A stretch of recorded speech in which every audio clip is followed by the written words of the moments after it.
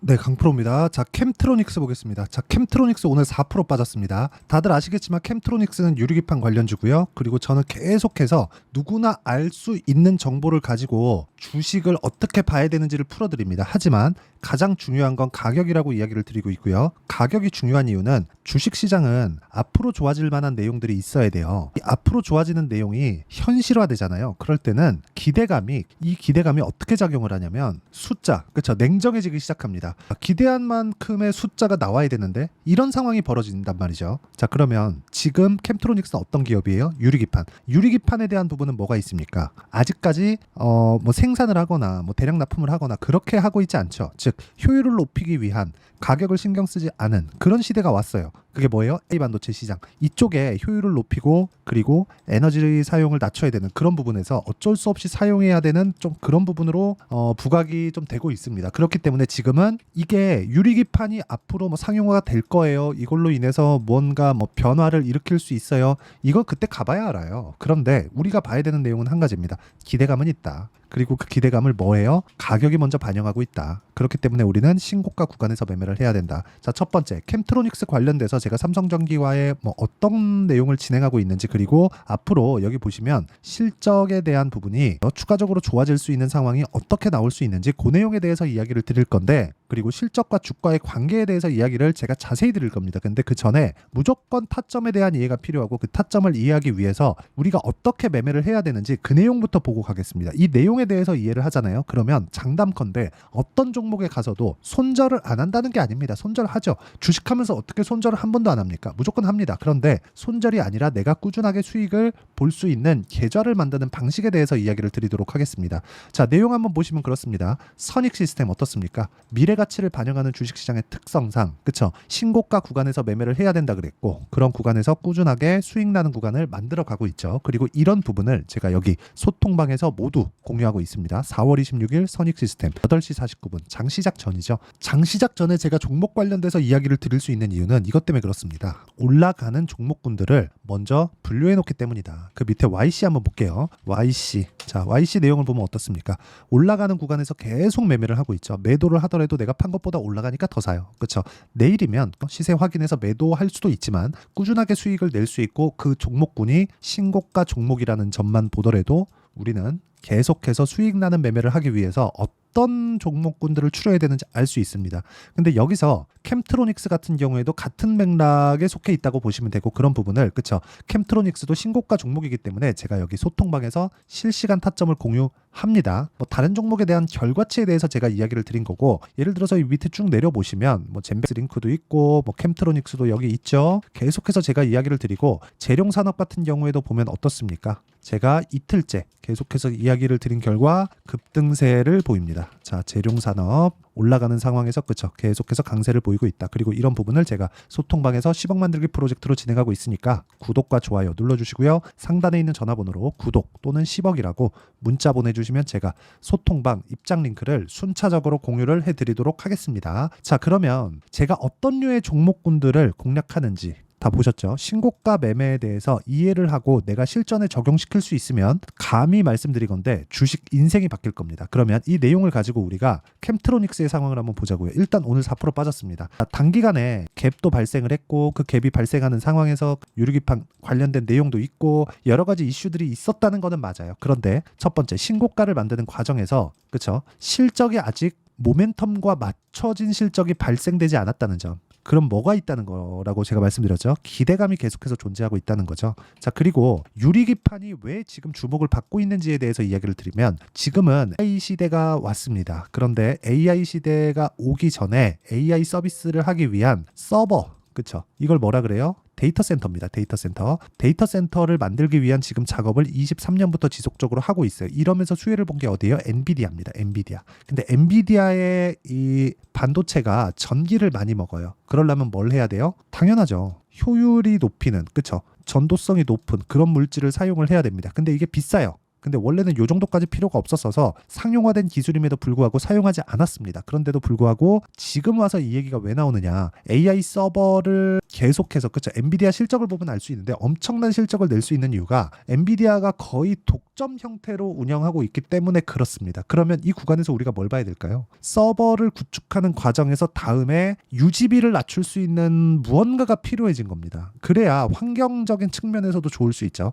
그 중에 하나가 유리기판이에요. 지금 전력 관련주들 엄청난 강세를 보이잖아요. 뭐 전선, 변압기 이쪽에 엄청난 강세를 보이는데 이렇게 나오는 이유가 왜 그럴까요? 에너지를 너무 많이 잡아먹었고, 사실 그 전력공사 같은 경우에는 되게 장기간, 올해 뭐 한 30년, 40년 만에 한 번 하고 막 그런 정도의, 그쵸? 뭐 기간 산업에 준하는 그런 이 공사잖아요. 그런 작업을 할 수밖에 없는 상황이 됐다. 전력 부족 사태가 북한도 아니고 미국에서 있어요. 그러니까 이런 사태가 벌어지다 보니까 오히려, 그쵸? 일론 머스크도 나와서 이야기를 했죠. AI 시대에 가장 부족한 건 전력일 거다. 그쵸? 그리고 나서 반도체가 부족할 거다. 이런 상황이 된 거예요. 이걸 해결하기 위해서는 원전밖에 없다. 근데 그러기 전에 단계를 거쳐가야겠죠. 효율을 높이는 기술이 필요하다. 그게 뭐예요? 유리기판. 유리기판입니다. 전도율이 높은 물질을 사용하는 것. 근데 이러기 위해서는 기대감이 존재해야 되고, 그 기대감을 지금 반영해서 주가가 올라가고 있는 겁니다. 이 구간에서 내가 타점 잘못 잡았잖아요. 이 구간에서 내가 타점 잘못 잡으면 털립니다. 그렇죠? 그래서 정확한 타점을 잡는 게 중요하고, 그 타점에 대한 부분을 제가 어떻게 한다? 여기 소통방에서 진행하고 있다. 그렇죠? 캠트로닉스가 실적이 잘 나오고 뭐 실적에 대한 기대감이 있고 이런 게 아닙니다. 실적에 대한 기대감이 없다는 게 아니라 유리기판으로 인한 실적에 대한 레벨업이 앞으로 나올 수 있겠는가, 이런 기대감만 가지고 있으면 된다고요. 이 기대감이 있는 종목군들이 꾸준하게 상승세를 높일 수 있습니다. 근데 이게 폭등하는 상황이 나오잖아요. 예를 들어서 그런 거예요. 에코프로 작년에 어떻게 됐나요? 폭등했잖아요.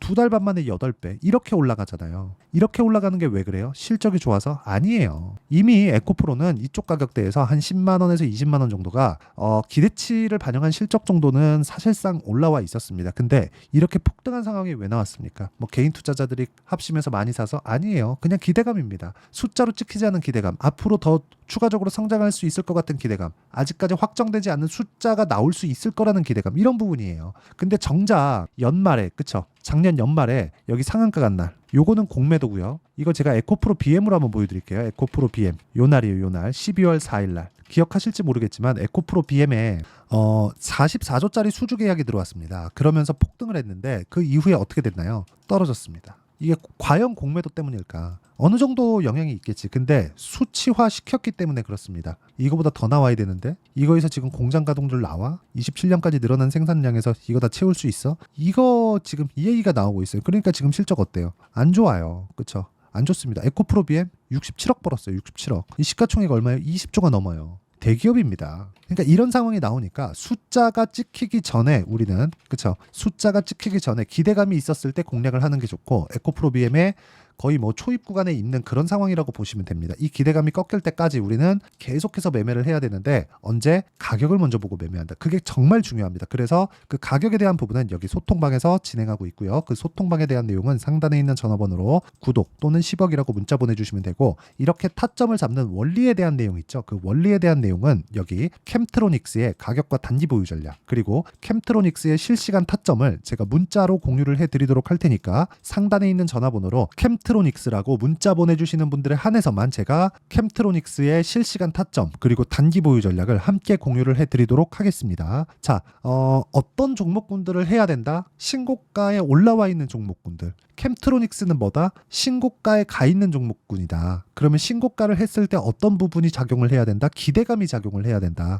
기대감은 어디서 나온다? 숫자가 찍히기 전, 실적이 좋지 않을 때 나온다. 캠트로닉스의 실적이 나쁘다는 것은 아니지만 캠트로닉스에 대한 기대감, 즉 유리기판 관련된 기대감으로 인한 실적은 아직 반영되지 않고 있기 때문에 이런 부분이 반영되기 전에 주가는 상승하고 끝날 거다. 그쵸? 여기까지만 이해를 하셔도 내가 어떤 종목군을 공략해야 되고 언제 쉬어야 되는지가 명확해지실 수 있습니다. 그래서 이런 부분을 어떻게 분류하고 어떻게 판단을 하고 어떻게 내가 매매를 이어가야 되는지 그 내용에 대한 부분을 제가 다 이해를 시켜드리도록 할 테니까 영상 끝까지 시청하시고요. 모든 분들이 성공 투자하셨으면 참 좋겠습니다. 자, 24년도가 돼서도 시장은 여전히 어렵습니다. 자, 근데 시장은 항상 어려울 거예요. 앞으로도 계속해서 어려워질 겁니다. 자, 근데 제가 매월 대시세 종목을 구독자분들에게 공개를 합니다. 자, 내용을 보면 12월 달에 실제 공개를 했었던 강프로의 대시세 종목에 대한 내용인데 대기업을 상대로 안정적인 매출 구조를 가지고 있고요. 그리고 현재 주요 거래처는 삼성전자, 인텔, 하이닉스, TSMC, 해외에 반도체 관련된 기업이라는 걸 알 수 있죠.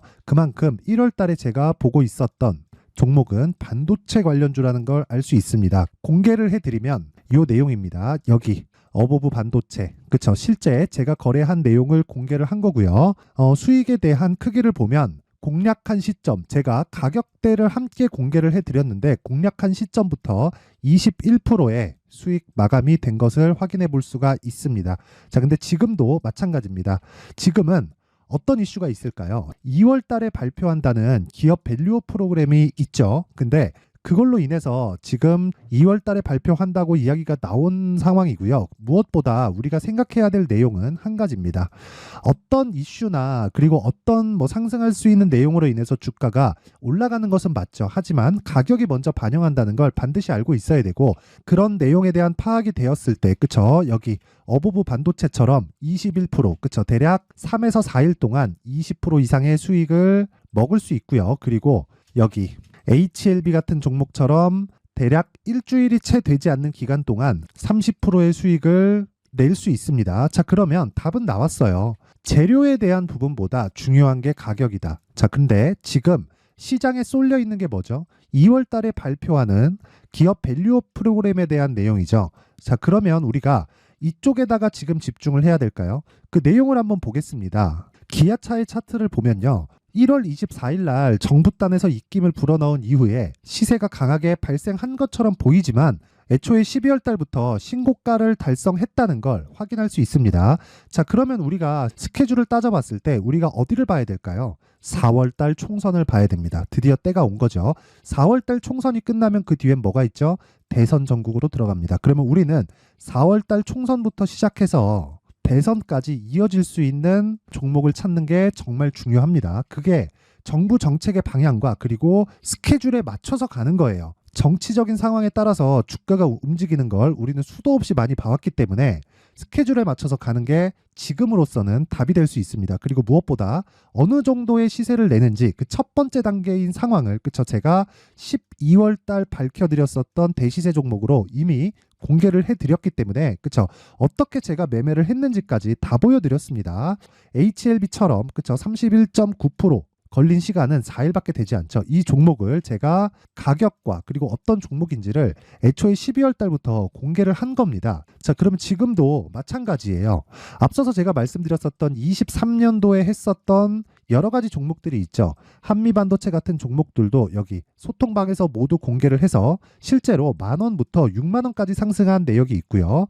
왜 공략을 했는지를 제가 다 공개를 해드렸습니다. 근데 지금도 마찬가지라는 거죠. 정부 정책의 방향에 맞춰서 또는 선거 스케줄에 맞춰서 매매를 이어가야 될 때가 됐고요. 제가 총선 관련된 큰 시세가 나올 수 있는 대시세 종목을 준비를 해놨습니다. 길게 말씀드리지 않겠습니다. 모든 종목들은 신고가를 달성하면서 대시세 준비를 하게 되고요. 신고가를 공략했을 때 내가 시장에 주도주를 잡을 수 있는데 지금은 총선에 집중하는 게 맞다. 그래서 총선 관련된 그리고 대선까지 이어질 수 있는 종목을 준비를 해놨는데 지금부터 준비를 하셔야 나중에 고가에 올라가서도 꾸준하게 매매를 이어갈 수 있습니다. 자꾸 막 손절하고 매매하는 과정에서 너무 어렵다 하시는 분들은요. 이 종목 딱 받아가서 큰 수익 내셨으면 좋겠고요. 이 종목은 상단에 있는 전화번호로 대시세라고 문자를 보내주시는 분들에 한해서만 제가 총선 그리고 대선까지 이어질 수 있는 종목을 공개해 드리도록 할 테니까 상단에 있는 전화번호로 대시세라고 문자를 보내주시고요. 그리고 구독과 좋아요 꼭 좀 부탁드리겠습니다. 시장은 정말 어렵습니다. 자, 그래서 모든 분들이 성공 투자하셨으면 좋겠고요. 기본적으로 가격에 대한 파악을 하면서 큰 수익을 내셨으면 좋겠습니다.